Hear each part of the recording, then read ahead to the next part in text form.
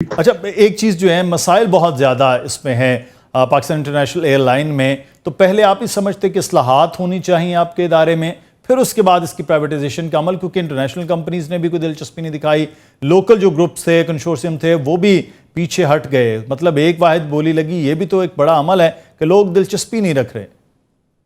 देखिए, हमें ये बात समझनी पड़ेगी कि मेरे ख्याल में पीआई को निजकारी के लिए 2017 या 18 से तैयार किया जा रहा था और जी। बहुत सारे इस्लाहाती पैकेज, इस्लाहाती अमल इसके अंदर लिए गए। आपने देखा, आप खुद भी पीआई और पीआई के अफेयर्स को काफी अरसे से आप फॉलो कर रहे हैं। आपने देखा कि जहां पीआई के जो दो तीन बड़े मसलों के अंदर एक ओवर स्टाफिंग एक मसला होता था, जी। डिसिप्लिन ना मेंटेन होना एक बहुत बड़ा मसला होता था, पीआई का लीन ना होना, स्पार्ट ना होना, उसका फैलाव बहुत ज्यादा होना, हुजम बहुत बड़ा होना, ये एक मसला होता था।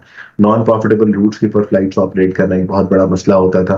वो तमाम चीजें जो हैं गुज़िश्ता 4-5 साल के अंदर वो इस्लाहाती पैकेज के तौर के ऊपर की गई, जिसके अंदर पीआई की जो एम्प्लॉयमेंट वर्क फोर्स है वो तकरीबन 21,000 से कम होकर अब 7-7,500 के ऊपर आ गई। ठीक। पीआई ने अपने आप को तमाम नॉन प्रोडक्टिव रूट से खत्म करके सिर्फ प्रोडक्टिव रूट के ऊपर डाल दिया। लेकिन अनफॉर्चुनेटली रास्ते में कुछ सेटबैक्स भी आए।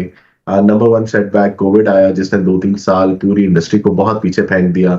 साथ वो 2020 का मसला और स्कैंडल भी आया, जिसकी वजह से आपकी यूरोपियन यूनियन की परवाजों के ऊपर पाबंदी लगी और जिसकी वजह से एक रेवेन्यू का बहुत बड़ा चंक रह गया हमसे छूट के। हैविंग सेड दैट, ये बहुत सारे इकदाम थे, वो इस्लाहाती पैकेज थे जो लिए गए। जो इसकी फाइनल इस्लाहात या रिफॉर्म इसके अंदर होनी थी, वो इसकी बैलेंस शीट रिस्ट्रक्चरिंग होनी थी, जो कि इवेंचुअली मई 2024 इसी साल के अंदर कर दी गई। बैलेंस शीट रिस्ट्रक्चरिंग से मैं आपको एक बात बताता चाहूँ कि पीआईए गुज़िश्ता 2 दहाइयों से तकरीबन नुकसान में थी और वो नुकसान जो है वो किसी पैसे या लिक्विडिटी इंजेक्शन से पूरा नहीं होता था।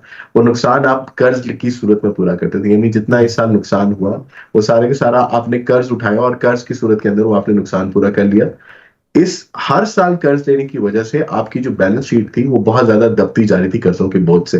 और वही कर्जों के बोझ की वजह से एक ऐसी सूरत हाल आ गई थी कि जिसकी वजह से पीआईएल रिगार्डलेस जितनी मर्जी एफिशिएंट हो जाए, जितना मर्जी वो मुनाफा कमा ले, सिर्फ कर्जों और सूद की अदायगी की जुमरे के अंदर आपको 100 सवा 100 अरब आपको हर साल पे इस करना